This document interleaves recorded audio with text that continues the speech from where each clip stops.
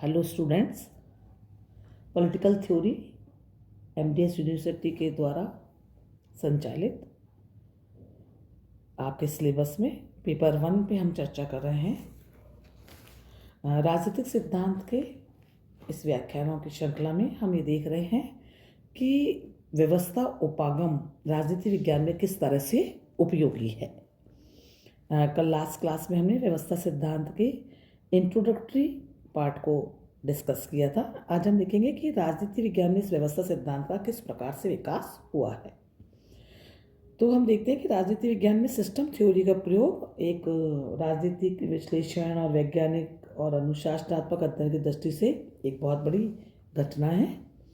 और इसे क्योंकि अभी तक राजनीति विज्ञान में सिद्धांत को अव्यावहारिक तथा अतिव्यापक माना जाता था, लेकिन पिछले कुछ वर्षों में हम देखते हैं कि विश्वव्यापी जिस प्रकार से व्यवहारिक क्रांति आई है, व्यवहारवाद का जब राजनीति विज्ञान में प्रयोग प्रारंभ हुआ, तो अब सिद्धांत को में निहित या इस सिद्धांत उपागम में जो संभावनाएं हैं, इसका धीरे धीरे इसका प्रयोग बढ़ने लगा।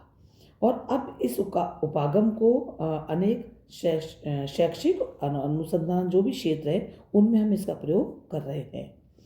हम देखते हैं कि संयुक्त राज्य अमेरिका है या अन्य पश्चिमी देश हैं, वो इस उपागम के द्वारा राष्ट्रीय स्तर पर इसका प्रयोग कर रहे हैं। और इस उपागम के विकास से राजनीति विज्ञान में जो भी अध्ययन अभी तक संस्थागत या कानूनी, ऐतिहासिक, दार्शनिक या हम कुल मिलाकर के कहें कि परंपरागत अध्ययन जो हो रहा था, उसकी अपूर्णताओं को मिटाने में व्यवस्था सिद्धांत उपागम का बहुत बड़ा योगदान है। लेकिन औपचारिक राजनीतिक संस्थाओं को सीमित कर लेने से या इनसे ही के कारण हमारा जो राजनीतिक अध्ययन था वो बहुत ज़्यादा परंपरागतता पे निर्भर होने के कारण बहुत अवैज्ञानिक बन गया था। और व्यवस्था सिद्धांत ने निसंदेह इसको एक पूर्णता देने का प्रयास किया है। और जब से राजनीति विज्ञान में इसका प्रयोग होने लगा है, राजनीति विज्ञान का अपना विषय क्षेत्र की उसको जो सर्वोपरिता है उसको प्राप्त होने लगी है। लेकिन ये भी निश्चित है कि व्यवस्था सिद्धांत में जो भी क्षमताएं हैं उनका प्रयोग किया और उपयोग अभी और हमको करना होगा। व्यवस्था सिद्धांत के बारे में हम देखें तो अलग अलग विचार पाए जाते हैं। डेविड ईस्टन ने इसे हमने कल की क्लास में बताया था कि डेविड ईस्टन, आमंड और पावेल इसके प्रमुख उपयोगकर्ता हैं इस सिद्धांत के। और डेविड ईस्टन जो है वो उसको एक फंक्शनलिज्म के प्रयोग के रूप में मानते हैं। और अलग अलग विद्वानों ने इसको अलग अलग तरीके से परिभाषित किया है। आमंड और पावेल व्यवस्था सिद्धांत को एक ऐसे व्यवस्था उसके उपागम के रूप के अंदर मान रहे हैं जहाँ वे समाजशास्त्र, मानव शास्त्र और संचार विज्ञान वो मान रहे हैं कि दूसरे जो राजनीति है, हमारे जो सोशल साइंस के जो अदर विषय हैं उनके अंदर इस सिद्धांत का प्रभाव स्वीकार कर लिया गया है।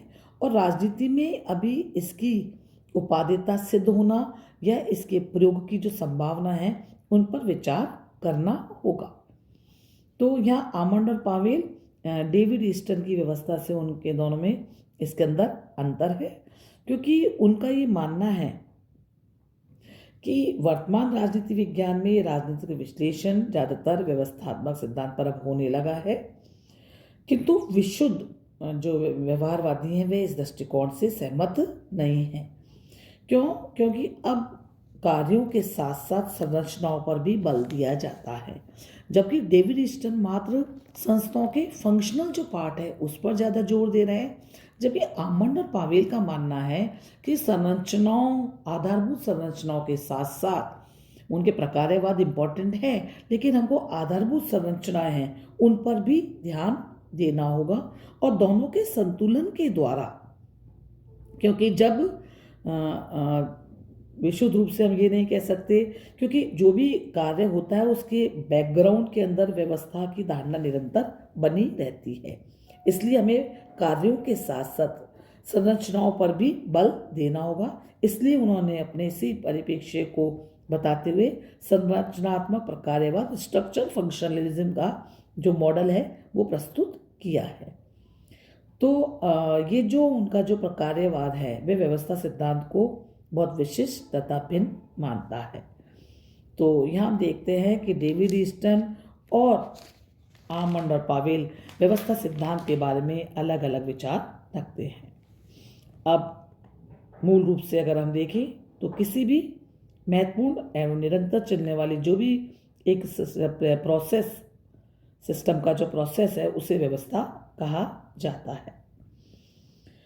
और राजनीति विज्ञान के क्षेत्र में भी इसी प्रकार यही स्थिति है, जहाँ एक सर्वोच्च और संप्रभु संगठन राज्य की स्थिति को मानते हुए भी हम राज्य के स्वरूप के बारे में अभी भी कोई सर्वसहमति नहीं बना पाए हैं। आज तक उसके विषय, उसके कार्य क्षेत्र के बारे में हम देखते हैं तीव्र मतभेद पाए जाते हैं। तो राजनीति विज्ञान में व्यवस्था या हम सिस्टम थ्योरी जब से आई है, इससे राज्य को औपचारिक और अपर्याप्त अवधारणा मान के अब त्याग दिया गया है और व्यवहारवादी जो क्रांति हुई है उसके पश्चात राजनीति विज्ञानकों ने उसका स्थान पॉलिटिकल सिस्टम को दे दिया है। लेकिन हाँ, ये अभी तक स्पष्ट नहीं है कि राजनीति में या पॉलिटिकल सिस्टम में जो एक सेंट्रल फिगर, केंद्रीय तत्व कौन सा है। क्योंकि अगर हम परंपरागत विचारकों को देखें तो वो विवेक, ज्ञान, धन और प्राकृतिक विधि को ही राज्य का प्राण तत्व मानते थे। लेकिन हम आधुनिक राजनीति विज्ञान के दृष्टिकोण को देखें तो वे औचित्यपूर्ण भौतिक प्रयोग को राजनीतिक व्यवस्थाओं का केंद्र मानते हैं। डेविड ईस्टन पर हम आते हैं तो David Easton authoritative allocation of values, मूल्यों के सत्तात्मक विनिधान की बात करते हैं। तो और रॉबर्ट ढाल के अनुसार हम देखें तो वे शक्ति, शासन या सत्ता से उसको संबंध बताते हैं। तो हम ये देखते हैं कि ये सभी विचारक उसको अलग अलग नामों से पुकारते हैं, जहाँ डेविड ईस्टन उसे इनपुट आउटपुट वर्ग में रखता है और बाद में मांग, डिमांड और सपोर्ट का मॉडल प्रस्तुत कर रहा है। वहीं आमंड और कोलमैन उनसे प्रक्रियात्मक या फंक्शनल उसके आधार पर देखते हैं। तो हम ये देखते हैं कि राजनीतिक व्यवस्था सिद्धांत राजनीतिक संस्थाओं, राजनीतिक नेतृत्व में एक महत्वपूर्ण प्रत्यय के रूप में सामने आता है। और व्यवस्था की अवधारणा को हम ये देख अगर डीपली जानने का प्रयास करें तो राजनीति विज्ञान से पूर्व समाज वैज्ञानिकों ने इसको अच्छी तरह से परिभाषित किया है और उन्होंने व्यवस्था सिद्धांत के विविध प्रयोग भी बताए हैं। उनका ये मानना है कि व्यवस्था सिद्धांत उनकी प्रत्येक जो सिस्टम होता है उसके अंदर विचारों का एक ऐसा समूह होता है जो विशिष्ट संरचनाओं के कारण एक दूसरे से जुड़ा हुआ रहता है और अपनी प्रक्रियाओं के द्वारा या अपनी सीमा और उनके जो भी बाहर का चारों तरफ का पर्यावरण है उससे अंतर्क्रिया भी करते रहते हैं। उदाहरण के लिए जैसे मानव का जो सांस लेने का सिस्टम है, जो उसका ब्रीथिंग सिस्टम है वो अंदर है, लेकिन वो साथ ही साथ भीतर और बाहर दोनों तरह के संतुलन को बनाए रखता है।